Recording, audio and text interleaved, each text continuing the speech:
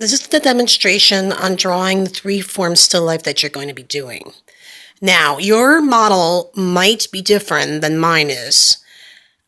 It might be like this, depending on where you're sitting. It might be like this. However you draw it, I should be able to see all three. You're not going to touch it. You're going to leave it the way it is. Make sure that every time you come in, it's the same way. So I have the model in front of me. I haven't touched it. This is the way it is where I'm sitting. You can either do two things. You can start with the cone, or you can start with what's closer to you. If you're in my situation where the sphere and the cylinder are same, they're parallel, then go with the sphere, because the sphere is the biggest, it's bigger than the cylinder.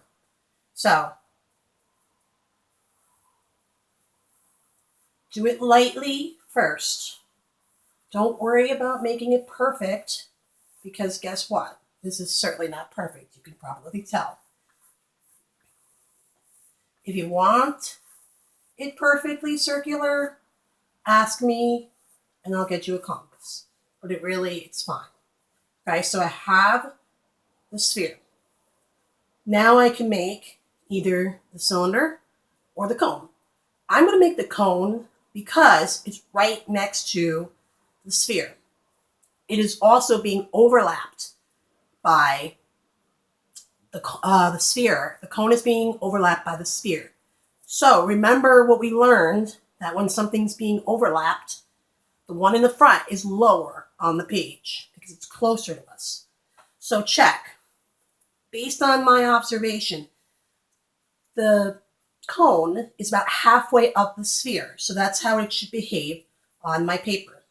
Want to make sure that everything is big. It's not small. It should fill up the page. Okay, it's curved. I'm going to make the loop first. You can make it lightly. Then make the cone go all the way up the page.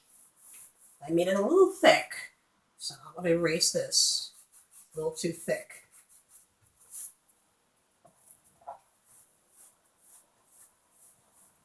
Let me finish it here.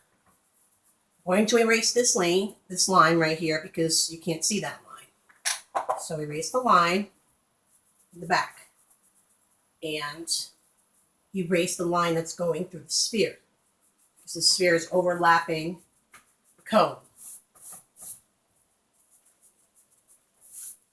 So now you have your two forms. The last form is the cylinder. The cylinder is also overlapping the cone. But remember, the cylinder is a little shorter than the sphere. So it should not be taller than the sphere.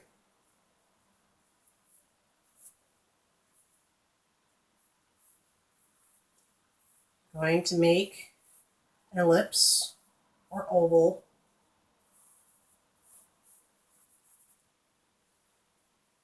And you're going to make another oval that is overlapping the cone, but not as tall as the sphere. It does not matter if the oval is perfect.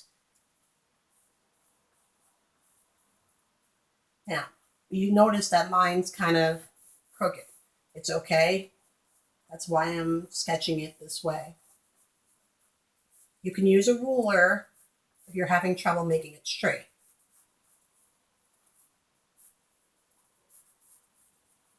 Right, see, I didn't make the ellipse long enough, so just bring this out. That's it. Now I'm going to start erasing. Be careful when you're erasing. Make sure you remind yourself that the cylinder is overlapping the cone. So you're erasing the cone lines, not the cylinder lines.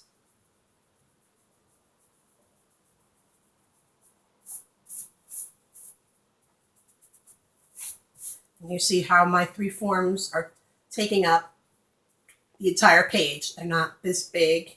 and I have lots of white spots. Okay? Now I noticed that my cone is a little high here based on what I'm looking at over here. So I have to bring the line down a little bit. Don't forget to curve the bottom as you do this. And erase the other line.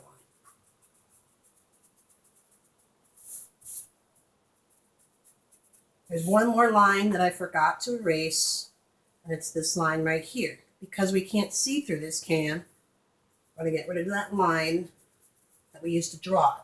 That's called a guide line. We can only see the top because we're looking at it from the top. And that's it.